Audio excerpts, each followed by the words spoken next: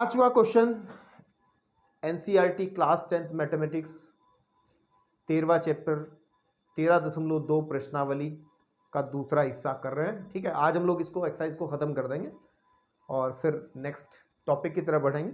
चलिए, एक बर्तन एक उल्टे शंकु के आकार का है। तो एक बर्तन है, पहले पढ़ लें उसके बाद बात करेंगे।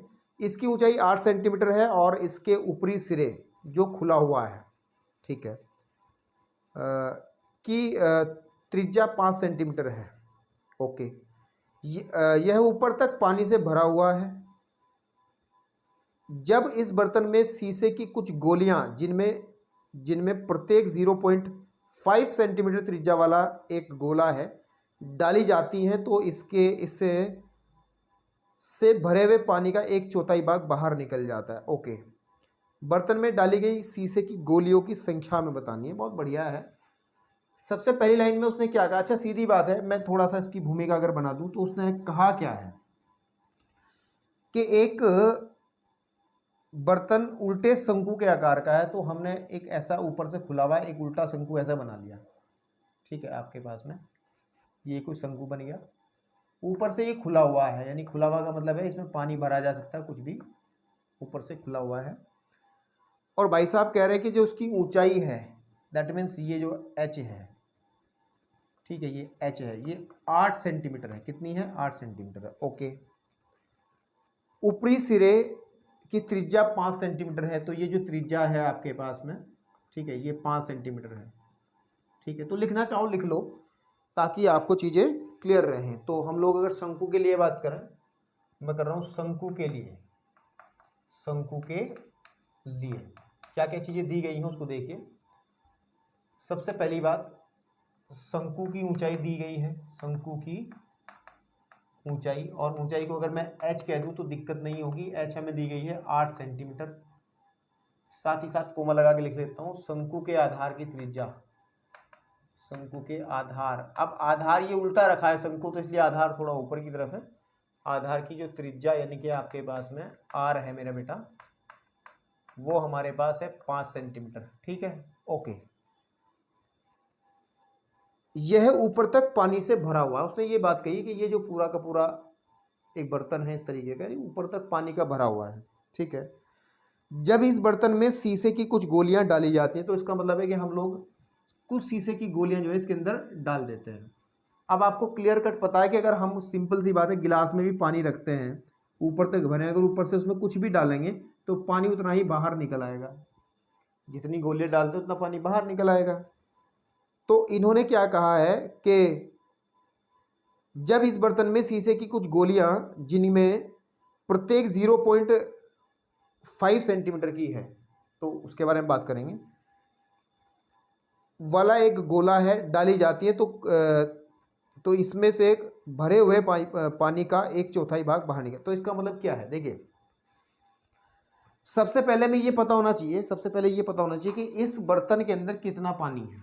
ठीक है, तभी बात बढ़ेगी आगे की तरफ। तो हम लोग बात करें कि शंकु में, या आप लोग शब्द बर्तन भी यूज कर सकते, शंकुकार बर्तन। शंकु में पानी का जो आयतन है वो कितना है? पानी का आयतन, पानी का जो आयतन है बेटा वो होगा जो इस शंकु का आयतन होगा। वो शंकु का आयतन होता है 1/3 पाई r स्क्वायर h। इसको कैलकुलेट अगर करें, 1/3 पाई की वैल्यू 22/7 रख लो, और r जो है हमारे पास में ऊपर हमने लिखा है, r जो है वो 5 सेंटीमीटर उन्होंने दिया है। ठीक मेरे भाई, 5 सेंटीमीटर दिया है, ये भी 5 है, और h आपकी 8 है। ठीक है, तो अगर इसको हम लोग कैलकुलेट कर लें, कैलकुलेशन आप आराम से कर लेना बैठ के, क्योंकि मैं कैलकुलेशन कर चुका हूँ। और वजह है, अगर मैं कैलकुलेशन में समय लगाऊंगा आप लोगों का भी डाटा खराब होगा। ये काम आप कर सकते हैं कि 22 की 5 में गुणा करके फिर 5 में 21 से भाग कर सकते हैं, वो आप सहूलियत के हिसाब से आप देखिएगा। तो इसकी जो वैल्यू है वो है 209.52, 209.52, ठीक है, घन सेंटीमीटर या सेंटीमीटर क्यूब। तो इसके अंदर पानी इतना आएगा आपके पास में, ये तो क्लियर है। उसके बाद हम लोग गोली की बात करते हैं, जो हम इसमें गोलियां डाल रहे हैं ना, ठीक है ना, शीशे की कुछ गोलियां ना। तो गोली के लिए अगर हम बात करें, गोली के लिए या गोली की त्रिज्या अगर की हम बात करें, गोली की त्रिज्या की हम लोग बात करें, तो गोली की जो त्रिज्या रहेगी बेटा वो आर, देखो आर ऊपर यूज कर लिया तो इसको R1 कह लो आप, R1 जो रहेगी दैट इज 0.5 सेंटीमीटर। ठीक है आपके पास में। तो अब ध्यान से देखना, गोली का अगर मैं आयतन निकालूं, आयतन क्यों निकल रहे हैं अभी बता रहे हैं, तो वो बराबर होगा 4/3, क्योंकि गोलाई तो है ये भी एक प्रकार का, छोटी गोली भले ही है R1 की क्यूब, और अगर मैं इसको सॉल्व करने बैठ जाऊं तो 4/3 पाई की वैल्यू लिखेंगे 22/7 इंटू 0.5 की इंटू 0.5 इंटू 0.5, क्योंकि हमने इसकी क्यूब करी है। तो इसको जब हम लोग सॉल्व करेंगे तो ये बेटा सॉल्यूशन करके आएगा आपका पूरा का पूरा, that is equal to 0 point, ये मैं सॉल्व कर चुका हूँ जानबूझ के कि आपका समय बचे और मेरी वीडियो की लेंथ भी ज़्यादा ना रहे। ये आएगा आपके पास में 523 सेंटीमीटर क्यूब। अब बात समझनी है, सवाल में कहा क्या है, वो कह रहा है कि जब इसमें कुछ गोलियां डालता हूं तो कुछ पानी बाहर आ जाता है, तो अब कितना पानी बाहर आ रहा है वो देखो जरा, ठीक है। तो गोलियां डालने पर, गोलियां पानी में डालने पर बाहर आए पानी का आयतन, पानी का आयतन, बाहर आए पानी का आयतन कितना है, उसने कहा 1/4, यानी कि जो जितना इसके अंदर पानी है, इसके अंदर पानी टोटल कितना है 309.52, तो 209.52 का चौथाई हिस्सा उसने सवाल में कहा है। जब आप इसको कैलकुलेट करोगे तो हमारे पास आ जाएगा, इसको भाग करेंगे 4 पंजे 20 और 2 4 दूनी 8, तो लगभग आ जाएगा 52.38 सेंटीमीटर क्यूब। अब देखो ध्यान से, अब सुनो मेरी बात, अब वो पूछ रहा है कि कितनी गोलियां डाली जाएंगी इसके अंदर, कितनी गोलियां, गोलियों की संख्या ज्ञात करनी है। अब बात सुनिए, इतना पानी बाहर निकला, अच्छा एक गोली को डालने पे कितना पानी बाहर निकलेगा, इतना पानी निकलेगा बाहर, तो हमें निकालना कितनी गोलियां डाली गई है ताकि इतना पानी निकल आए, तो इसको हम इससे भाग कर देंगे, तो या इसको ऐसे लिख सकते हैं क्या कि गोलियों की संख्या जो रहेगी, गोलियों की संख्या जो रहेगी बेटा वो रहेगी जो बाहर निकला जितना पानी है, ठीक है, बाहर निकला पानी, निकले पानी का आयतन, ठीक है, आयतन, ठीक मेरे बेटे, बटे एक गोली का आयतन, एक गोली का आयतन। तो मैं इसको सॉल्व कर रहा हूँ थोड़ा यहाँ, तो कितना निकला पानी 52.38 बटे एक गोली का आयतन है आपके पास में 0.532, ये निकाला है ना अभी 0.532, इसको जब भाग करो तो लगभग आ जाएगा 100 दशमलव समथिंग कुछ आएगा, या 100 के आसपास ही, तो 100 इसका आंसर आएगा। तो इसका मतलब इसके अंदर 100 गोलियां डाली गई होंगी। क्वेश्चन को थोड़ा समझ के करें, इतना ज़्यादा टफ क्वेश्चन नहीं है। हम लोग बढ़ते हैं नेक्स्ट क्वेश्चन की तरफ ताकि आगे की तरफ बढ़ा जा सके, बाकी कॉन्सेप्ट तो आपके धीरे धीरे क्लियर हो ही रहे होंगे अभी भी। चलो देखिए नेक्स्ट क्वेश्चन जो हमारा 6 क्वेश्चन है, ये कह रहा है कि एनसीईआरटी किताबों को पास में जरूर रखना है तभी चीज़ें समझ में आएंगी। कह रहा है ऊंचाई 220 सेंटीमीटर, आधार व्यास 24 सेंटीमीटर वाले एक बेलन जिस पर 60 सेंटीमीटर और 8 सेंटीमीटर वाला एक अन्य बेलन अध्यारोपित है। पहले मैं इसी को बनाऊंगा डायग्राम को। तो उसने कहा है कि एक बेलन है मेरे पास में, एक बेलन है, ठीक है, मैं बेलन बना दे रहा हूं पहले, ये बेलन है, ठीक है, और इस बेलन के लिए अगर मैं बड़े बेलन, ये बड़ा बेलन है, इसके ऊपर एक छोटा बेलन अध्यारोपित है। वो कैसे है मैं दिखा रहा हूँ। एक छोटा बेलन ऐसे अध्यारोपित होगा इस पे, यहाँ पे, ठीक है बेटा, ऐसे करके, तो ये एक बर्तन टाइप बन जाएगा कुछ, ठीक। कहा कि 200 ऊंचाई 220 सेंटीमीटर और आधार 24 सेंटीमीटर, इसका मतलब इसकी जो ऊंचाई है बड़े वाले की वो 220 सेंटीमीटर है, ठीक है। इसका जो आधार है यहाँ से, ये मेरे पास में है 24 सेंटीमीटर, ठीक है 24 सेंटीमीटर। चौक यार बड़ी टूट रही है तो चौक उठानी पड़ेगी दूसरी। ओके, इस पर एक दूसरा बेलन अध्यारोपित है। 60 सेंटीमीटर हाइट इसकी छोटे वाले की है। ये वाली जो हाइट है वो कितनी है, 60 सेंटीमीटर है। और इसकी त्रिज्या जो है, त्रिज्या दे दी इसकी ये वाली हिस्सा ये, और ये जो है 8 सेंटीमीटर है। तो क्लियरिटी से पहले लिख लो, बाद में देखेंगे जो भी है।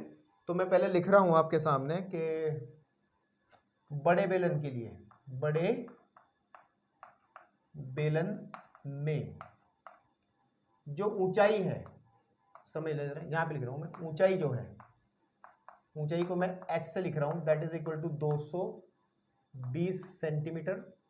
और जो आधार की त्रिज्या है, आधार की त्रिज्या जो है बेटा वो कितनी है मेरे पास, r, और वो है, देखो व्यास दिया है 24, तो हम लोग इसको 24/2 कर लेंगे, इसका मतलब 12 सेंटीमीटर, ठीक है। और अगर हम लोग बात करें, ये तो हम छोटे बेलन में चले जाएं, हम लोग छोटा जो उसके ऊपर अध्यारोपित है, छोटे बेलन के लिए अगर हम बात करें, बेलन के लिए अगर हम लोग बात करें, जो ऊंचाई है, अब ऊंचाई h हमने सिंबल इसके लिए इस्तेमाल कर लिया तो इसमें h1 कह लो। h1 जो है वो हमारा 60 सेंटीमीटर है बेटा। और जो त्रिज्या है, मैं शॉर्टकट लिख रहा हूँ, आधार की त्रिज्या ही होती है उसमें, और कुछ नहीं होता, r1 उसको कहते हैं, और उसको हम लोग कहेंगे 8 सेंटीमीटर। वो दिया, ये चीजें दी गई हैं। अब बढ़ते हैं आगे की तरफ। से लोहे का स्तंभ बना है, ये एक लोहे का स्तंभ बना हुआ इस तरीके से, पिलर बना है, स्तंभ बना है, कॉलम बना है, ठीक है, ओके, कोई नहीं। इस स्तंभ का द्रव्यमान निकालना है, द्रव्यमान निकालने की परेशान ना हो, फिजिक्स थोड़ी आ जाएगी, कोई दिक्कत नहीं है। जबकि दिया है कि 1 घन सेंटीमीटर लोहे का द्रव्यमान 8 ग्राम होता है, बहुत आसान क्वेश्चन है। इसका द्रव्यमान निकालने के लिए हमें एक फॉर्मूला पता होता है। एक्चुअली ध्यान ये रखने वाली बात है कि हम लोग इसका पहले फॉर्मूला क्या, इसका पहले हम लोग आयतन निकालेंगे, है ना, क्या निकालेंगे, आयतन। तो आयतन कैसे निकालेंगे हम लोग, आप ये कहिएगा, क्या कहिएगा, स्तंभ का आयतन, स्तंभ का आयतन, लोहे के स्तंभ का आयतन, लोहे के स्तंभ, ठीक है, स्तंभ का जो आयतन रहेगा वो क्या रहेगा, इस छोटे वाले बेलन का आयतन यानी कि पाई r1 स्क्वायर h1, क्योंकि हमने इसकी हाइट ऐसे ही मांग रखी, और बड़े बेलन का यानी कि पाई r2 स्क्वायर, सॉरी पाई r स्क्वायर h। तो अगर मैं पाई कॉमन निकाल, या फिर डायरेक्ट वैल्यूज रखिए आप इसमें। चलो एक बार कैमरा चेक कर लूँ, मुझे थोड़ा डाउट हो रहा है यार, आज कैमरे पे थोड़ा सा डाउट हो रहा है। नहीं ठीक है, ओके, सब चल रहा है सब। तो जो पाई की वैल्यू इन्होंने दी है वो कितनी दी है भैया, वो दी है 3.14 दिया है ना। हाँ तो वही इस्तेमाल कर लेंगे कि इसमें 3 पॉइंट, यहाँ से शुरुआत कर लें, कोई बात नहीं, 3.14 गुणे r1 जो है हमारा कितना है, 8 है, तो 8 गुणे 8 तो 88 64, या 8 गुणे 8 लिख लो, गुणे h कितना है 60 है, प्लस पाई की वैल्यू 3.14 लिखेंगे, इंटू r की वैल्यू हमारी 12 है, तो 12 गुणे 12, और साथ में जो h है वो हमारा 220 है, कितना है 220 है। तो आफ्टर ऑल इसकी जो कैलकुलेशन हम लोग करेंगे, कैलकुलेशन करके जो चीज़ें निकल के आएंगी वो आप अपनी रफ कॉपी में कीजिए, कि बार बार यही कहना पड़ता है। इसकी जो कैलकुलेशन आएगी वो आएगी हमारी लगभग, ठीक है, 111,532 दशमलव, ठीक है नहीं आपके पास में, यानी कि इकाई दहाई सैकड़ा हजार 10,000 लाख, है ना, 11,11,532.8 सेंटीमीटर क्यूब। अब ये ना समझना ये कहाँ से आया भाई, ये कैलकुलेशन वर्क थोड़ा सा आपको खुद करना पड़ेगा। मैं जानबूझ के यहाँ नहीं करना चाह रहा कि मैं इनकी गुणा करने बैठूंगा फिर इनको जोड़ूंगा, तो जोड़ना गुणा भाग करना ये लेवल 1 की बात है, शुरुआत की बात है, जो कि आपको आना चाहिए अगर आप यूट्यूब से कुछ पाना चाहते हो। तो नहीं तो भाई गुणा भाग भी नहीं कर पा रहे, फिर चिंता का विषय है यार फिर आपके लिए, ठीक है। अब इतना इसका आयतन हमारे पास में आ चुका है, ठीक, आगे पढ़िए, इसका हमें द्रव्यमान निकालना। अब वो कह रहा है कि देखिए इसने कहा है कि 1 सेंटीमीटर क्यूब लोहे का जो द्रव्यमान है, लोहे का द्रव्यमान है, ठीक है, दैट इज 8 ग्राम है। कितना है? 8 ग्राम, वो दिया है। तो लेकिन हमारे पास कितना लोहा है? हमारे पास तो इतना है ना कि 1 लाख, ठीक है, 1,11,532.8 सेंटीमीटर क्यूब लोहे का द्रव्यमान कितना होगा? हम लोग मल्टीप्लाई कर देंगे, 8 गुणे ये पूरी संख्या 1,11,000, ठीक है, 532.8। तो जब इसको मल्टीप्लाई करेंगे तो आपका निकल करके आ जाएगा बेटा, 11 से जब इसे मल्टीप्लाई करेंगे ये आ जाएगा लगभग 89, ठीक है, नहीं 89 कितना है भाई, 892264 दशमलव आपके पास में 4 ग्राम में आया। ये किसमें है? ग्राम में, ठीक है, नहीं आपके पास में ये आया ग्राम में। ओके, लेकिन अगर हम इसको किस में कन्वर्ट करें? किलोग्राम में कन्वर्ट करें तो हमें भाग करनी पड़ेगी कितने से हमें भाग करनी पड़ेगी इसको? 1000 से। तो जब हम इसको किलोग्राम में कन्वर्ट करेंगे तो 1000 से इसको हमें भाग करना पड़ेगा, ठीक है, 1000 से हमें इसे भाग करना पड़ेगा। और जब 1000 से भाग करें 0.3 स्थान इधर कुछ आ जाएगी, 1 2 3 4, तो आ जाएगा 892.2644 किलोग्राम। तो इतना छोड़ देंगे, कोई दिक्कत नहीं है। बेसिक बात यह है कि आपको कंसेप्ट क्लियर होना चाहिए कि कैसे क्वेश्चन हुआ है। चलिए नेक्स्ट क्वेश्चन की तरफ बढ़ते हैं ताकि हम लोग आगे की तरफ कदम बढ़ा सकें इस चैप्टर के अंदर, ठीक है बेटा। चलिए अब भाई साहब कह रहे हैं, भाई साहब कौन? एनसीईआरटी वाले भाई साहब क्या कह रहे हैं? पढ़िए क्वेश्चन जरा, कि एक ठोस में ऊंचाई 120 सेंटीमीटर और त्रिज्या 60 सेंटीमीटर वाला एक शंकु सम्मिलित है। कोई ठोस है, अभी क्लियर नहीं हुई पिक्चर, आगे पढ़ते हैं, देखते हैं फिर। जो 60 सेंटीमीटर त्रिज्या वाले एक अर्धगोले पर अध्यारोपित है। तो बात इतनी है, हमारे पास एक अर्धगोला है, अर्धगोला, ठीक है, और इसके ऊपर एक शंकु अध्यारोपित है इस तरीके से मेरे भाई, ठीक है। इसकी कुछ विमाएं दी हैं, वो भी हम लिख लेंगे, पहले इतना ही देख लो, उसके बाद बात करते हैं, फिर अलग करके लिखेंगे हम लोग, है ना। आपके पास जो 60 सेंटीमीटर त्रिज्या वाले एक अर्धगोले पर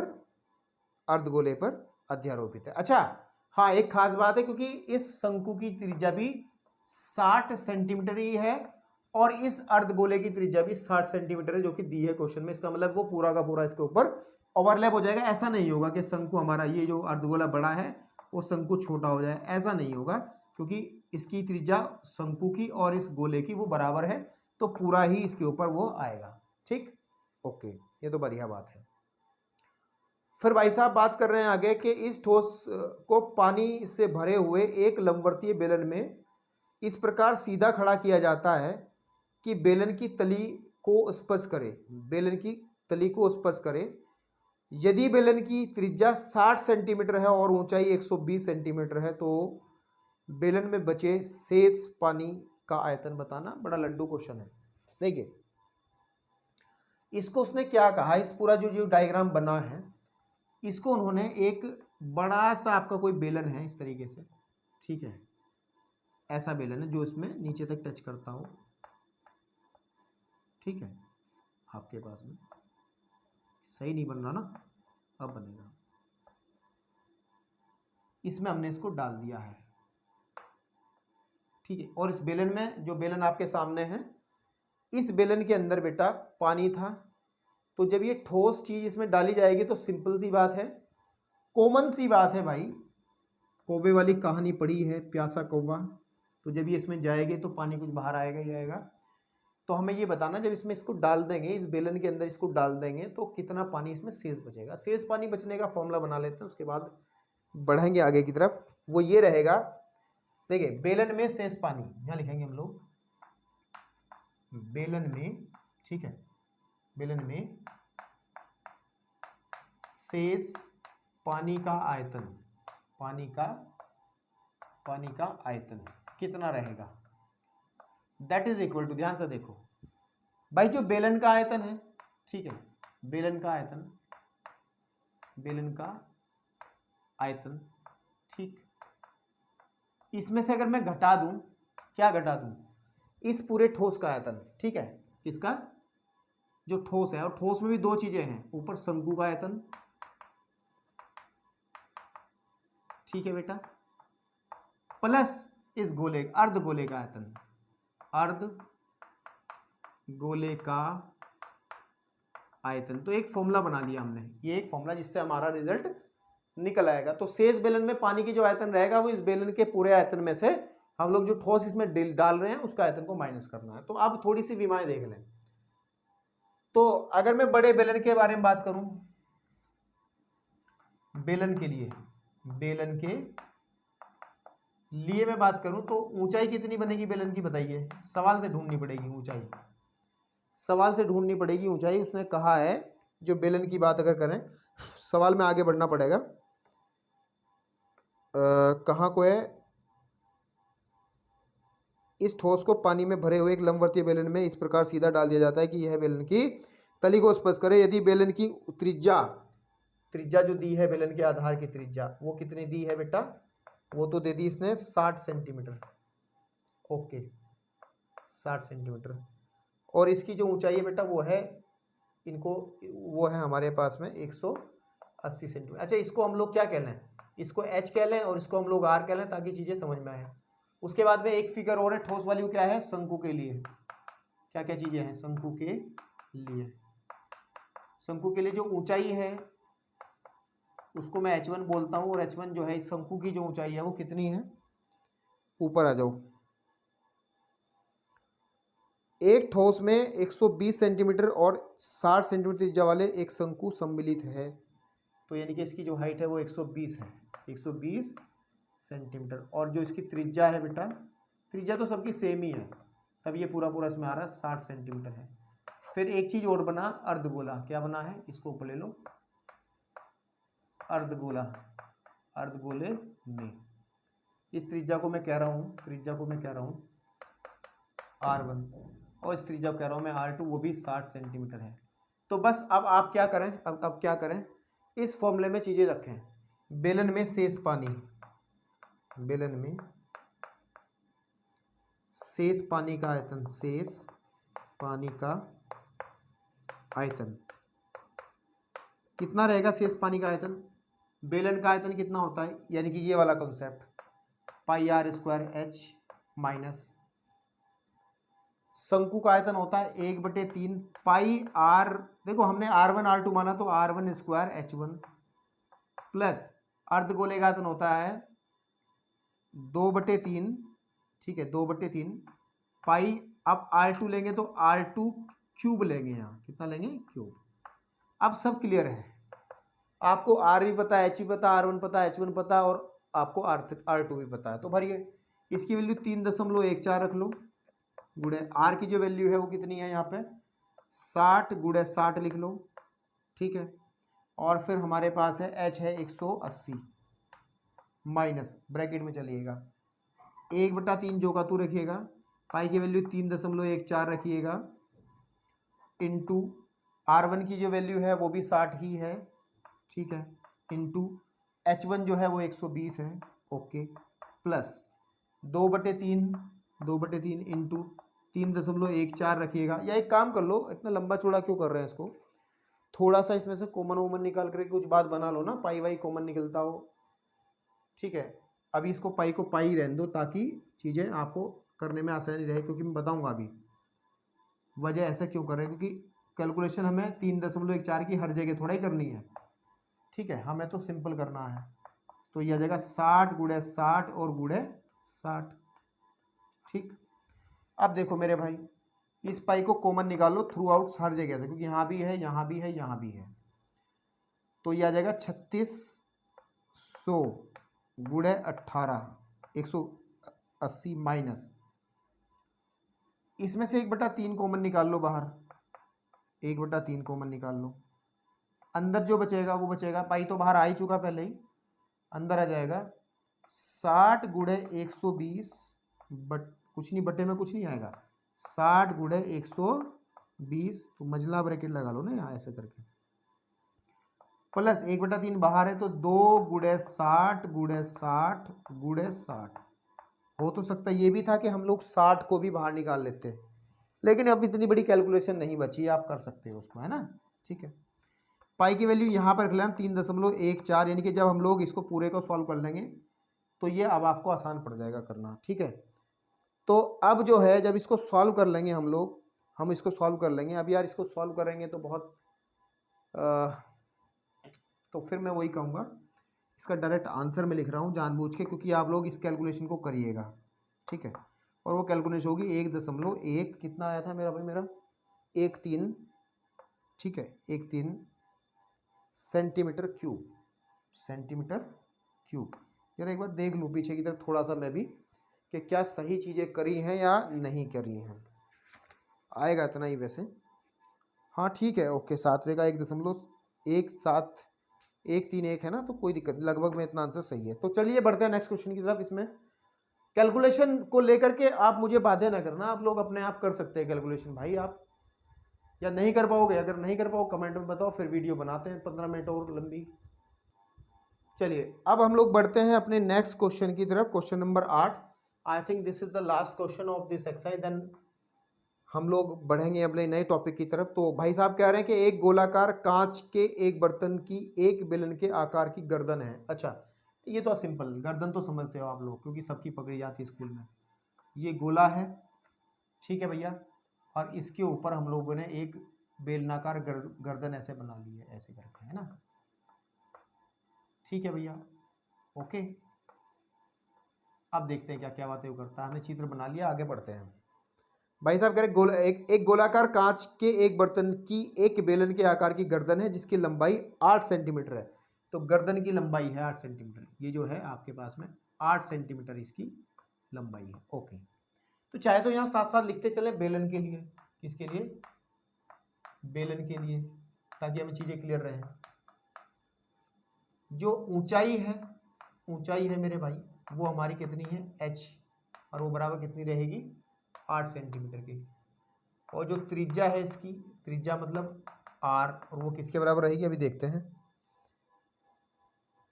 व्यास दिया है इसका, ये जो व्यास है ये 2 सेंटीमीटर का है। तुम लोग व्यास से त्रिज्या निकालते हैं 2/2 करके, यानी कि 1 सेंटीमीटर आ जाएगा। तो ये तो हो गया इसकी बात, ओके। जबकि गोलाकार भाग का व्यास, तो इसका जो व्यास है गोलाकार भाग का जो व्यास है ये वाला, ठीक है, ये टोटल जो व्यास दिया है वो 8.5 दिया है, 8.5 सेंटीमीटर, ठीक है 8.5 सेंटीमीटर है। तो यहां भी लिख लो गोले की त्रिज्या, गोले की त्रिज्या यानी कि जो r रहेगी दैट इज इक्वल टू 8.5/2, क्योंकि ये व्यास है ना, तो उसे तोड़ लेंगे तो आ जाएगा 4.25 सेंटीमीटर, है ना आपके पास। तो अब क्या कह रहा है, इसमें भरे जा सकने वाले पानी की मात्रा मापकर एक बच्चे ने ज्ञात किया कि इस बर्तन का आयतन 345 घन सेंटीमीटर है। जांच कीजिए कि इस बच्चे के उत्तर की जांच, अच्छा ये कहानी है, जांच कीजिए कि उस बच्चे का उत्तर सही है या नहीं है, यह मानते हुए कि उपरोक्त मापन आंतरिक मापन है और पाई का मान लेना है 3.14। ओके, तो कुछ नहीं है इसमें, टोटल कितना पानी आएगा देखिए, ठीक है। बर्तन है, ये बर्तन कहा इसने, इसको क्या कहा है, बर्तन ही कहा है। तो बर्तन में कुल पानी का आयतन बता सकता है कोई, और अधिकतर बच्चे बता देंगे। इस बेलन का आयतन, ठीक है बेटा, और प्लस गोले का आयतन, ठीक है मेरे बेटे। बेलन का आयतन होता है πr² h, एंड इसका होता है 4/3 πr क्यूब, क्योंकि त्रिज्या अलग अलग है तो इसको r1 कह लो, r1 क्यूब। अब इसमें पाई की वैल्यू कितनी है 3.14 गुणे r कितना है मेरे पास में 1 है, तो 1 का वर्ग तो 1 ही रहेगा। h कितना है 8 है, प्लस 4/3 3.14 इंटू r1 है 4.25 और 4.25 और 4.25, क्योंकि क्यूब था ना, तो ये तो आ जाएगा सीधी सीधी बात है 3.14 गुणे 8 प्लस, तो भाई बटे सबके 3 रहेगा। अब 4 गुणे ये गुणे ये गुणे ये गुणे ये करके कितना आएगा, कितना आएगा, कितना आएगा, इसको कैलकुलेट कर चुका हूँ पहले ही। वो आएगा 964.17, 964.17, ठीक है, ये आएगा आपके पास। और इसमें इसकी मल्टीप्लाई कर लो तो 8 32 और 8 एकम 8 और 3 11, एक लगा फिर से, 8 या 24 और 1 25, 2 के बाद दशमलव और प्लस के 96.17। इसको भाग कर लो 3 से, और जब इसको इससे 3 से हम लोग भाग करेंगे तो आ जाएगा 321.39, 321.39। और जब इसको हम जोड़ेंगे तो आ जाएगा ये 11 का 1 और फिर 4 फिर 6, फिर आपके पास में 6 हो गया ना, और फिर 6 और फिर आ जाएगा 4 और फिर आ जाएगा 3, 346.41 सेंटीमीटर क्यूब। लेकिन उस बच्चे ने कितना निकाला था, उसने कहा ना एक बच्चे ने निकाल रखा, उस बच्चे ने निकाल रखा 345, कितना निकाल रखा, 345 क्यूब। तो भाई इस बच्चे का ये बच्चे का आंसर था, ठीक है, और ये हम लोगों का आंसर है, ये हमारा है। तो हमारा सही है, हमारा सही है। इसका मतलब बच्चे ने गलत आंसर निकाला था, उससे कुछ एरर हुई होगी, कुछ गलती हुई होगी। तो 346.41 इसका सही आंसर है, बाकी कुछ बात नहीं करनी। चले नेक्स्ट टॉपिक की तरफ बढ़ेंगे। एक्सरसाइज खत्म हो चुकी है।